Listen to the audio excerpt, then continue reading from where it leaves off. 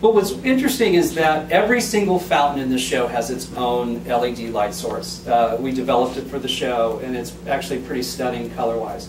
Now I'm going to take you through an overview of the show, kind of with our big kind of style boards that we put together to kind of help the creative teams kind of put it together. We are going to open the show with a magical light. We go into the world of color theme, all the lights sweep out, and this magical light is going to take over the lagoon as this beautiful mist of fog comes to life. And that takes you actually into the song World of Color.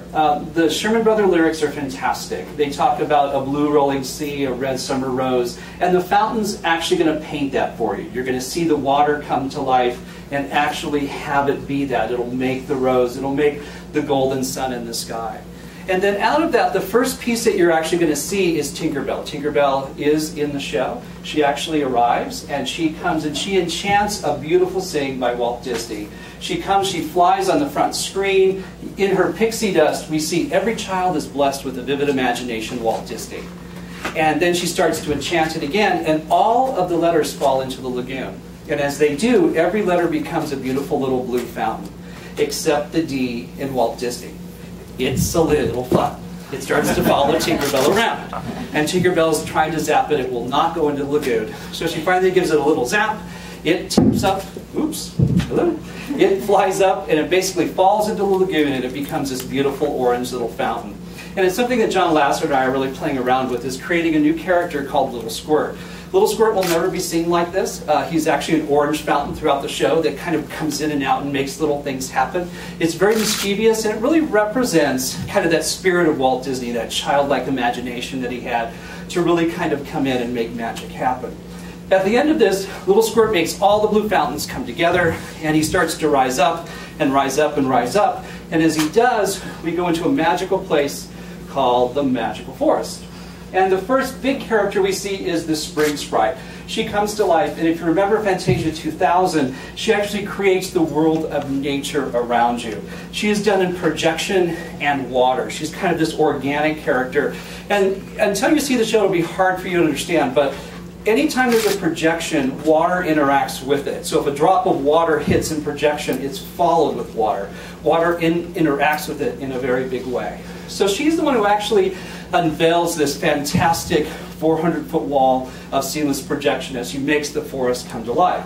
So since we're in the forest, we just happen upon Pocahontas. So we are going to go into a sumptuous suite of the music for Pocahontas. Pocahontas will take us just around the river bend, and I'm going to go into depth in that a little bit later. But then we also go to, of course, the colors of the wind, where we're actually going to make all the fantastic fountains come to life in all those colors.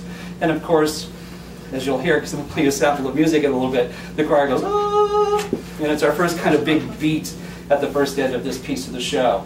A little leaf starts to, oh, I actually forgot about this.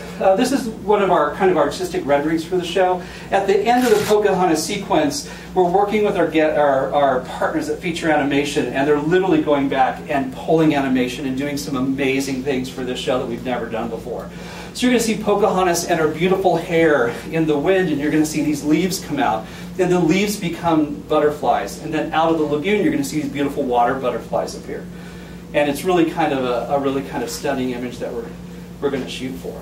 So from here, the colors start to sweep around, the leaves start to blow in, and of course we go into April showers. So April showers comes in, we are greeted by Heimlich, and Heimlich suddenly is encountered by a rainstorm. What's great about the rain and the lightning is it's all colored. It's not kind of regular lightning. It's all colored, and everything in the lagoon reacts with it. Out of it, the old mill appears, and we're swept into this fantastic world as we get sucked into, of course, the colors of Wonderland. And we're going to fall with Alice into a brand new world of Wonderland, where she kind of encounters all the different characters. And again, the first one she does encounter is the White Rabbit. The White Rabbit is actually done as a white fountain that dances around the lagoon. He eventually hits the back wall, his clock goes flying, and all the numbers come off of it and become the numbers on the marching cards that kind of take us there. We're doing a brand new version of animation for this. We're doing a lot of different animation. We're doing feature animation from features, but we're also doing things like this. You saw a piece of this in the clip. We're going to do paper animation. Megan's working with us. She's actually here today. You're going to see different characters come to life at different points in the show with paper, and all the paper is animated. So here was a test we did to kind of see if it would work. And it's really fantastic. It's the Cheshire Cat. Whee! And so this gave us endless possibilities of places that we could go. And what we're really going to do with this, I think, which is going to be fun, we're going to try to play kind of Pong with his head. So the fountains will come and bounce him back and forth. So different things like that about how we integrate kind of water and magic together to kind of make things come to life. Beep, and he disappears. So out of the Cheshire Cat, everything gets swept away. Alice ends up in her bottle. This big wave comes and crashes us away. And we end up in this beautiful world of serenity. We kind of give you a breath because we kind of have taken you through this kind of big sweep of emotion. And out of it comes that beautiful theme by The Little Mermaid, Part of Your World. And we just create this beautiful wave, and it takes us under the sea. And then we literally crash under the sea. Out of the end of Part of Your World, we go into a fantastic dance with Under the Sea, where all the fountains basically come in. We're going to do a fountain conga line. So if you've never seen fountains do a conga line, this is the place you're going to see that happen. Of course, it's led by Little Squirt, who kind of comes in and causes all this crazy chaos. As the conga line kind of builds to a peak, this giant wave comes and washes through, and we're greeted by Crush. And Crush is going to take us surfing on the EAC. So imagine a football field of water with a giant turtle on it going, "Woo, dude, let's go!" And he's going to sweep us back and forth with this sun squirt and literally take us surfing in a wild, wild way. This kind of blows through. And we end up soaring into the stars. There's a sequence where we call the whales. That's a secret, we're not going to tell you about that today. But we call the whales for Fantasia 2000. Stunning, stunning images on water, where you actually see the whales breach out of the water and splash back in, and everything is integrated. And what's great about our whales for Fantasia is they actually fly and they soar off into the stars. When we end up in our world of the stars, we happen to run into the Colors of the Universe with Wally and Eve. And this is a great piece. I was really happy we got to do this. We actually took Diana from the very first Fantasia film. She shoots an arrow, and the comet flies across, and it becomes Eve from Wally. And then Wally and Eve do this beautiful ballet that's done in projection and water and multi-projection screens that's quite gorgeous. We do have another effect in the lagoon. You see these kind of domes. Those are full projection domes. They live under the water.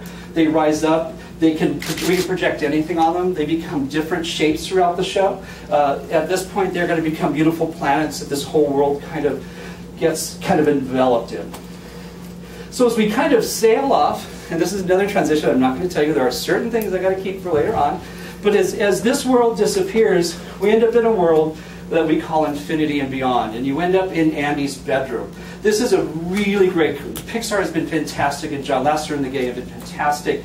They actually have taken the scene with Buzz and Woody and have recreated it for us just for World of Color. They arrive on the bed. The bed is actually made of water. It's my only joke in the whole pitch. It's a water bed.